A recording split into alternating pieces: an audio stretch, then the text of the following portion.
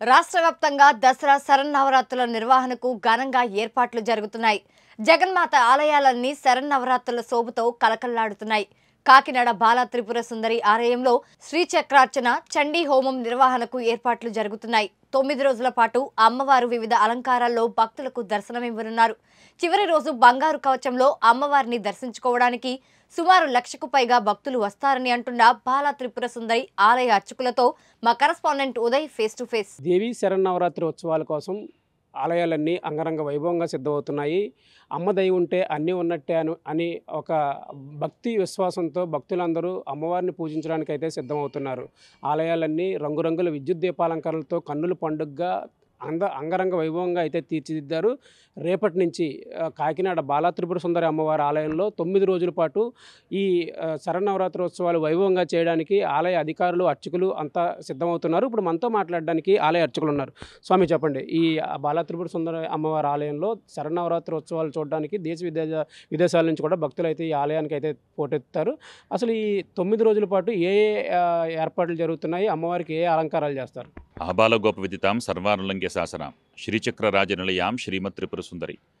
కాకినాడ సూర్యారావుపేటలో వేయించేసి ఉన్నటువంటి శ్రీ బాలా త్రిపుర సుందరి సమేత రామలింగేశ్వర స్వామివారి యొక్క దేవస్థానంలో శరన్నవరాత్రి మహోత్సవాలలో భాగంగా శ్రీ బాలా త్రిపుర సుందరి అమ్మవారు 9 విశేషమైన అవతారాలలో భక్తులకు దర్శనమిస్తారు.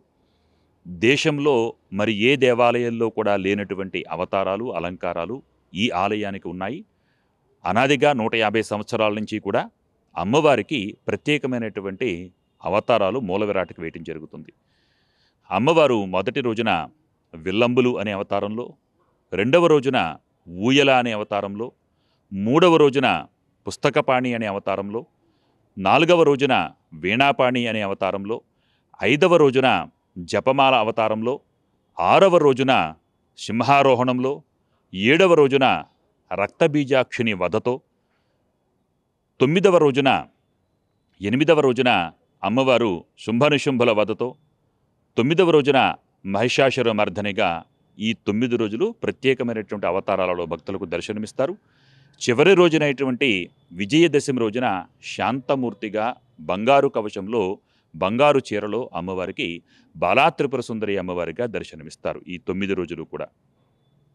అదేవిధంగా అమ్మవారికి ఉదయం నుంచి కూడా భక్తుల చేత విశేషంగా శ్రీచక్రం వద్ద భక్తులందరూ గోత్రనామాలతోటి అమ్మవారికి కుంకుమ పూజలు జరుగుతాయి. అదేవిధముగా ఈ 9 రోజులు కూడా అమ్మవారికి ప్రత్యేకంగా చండీ పారాయణ, చండీ హోమము జరుగుతుంది.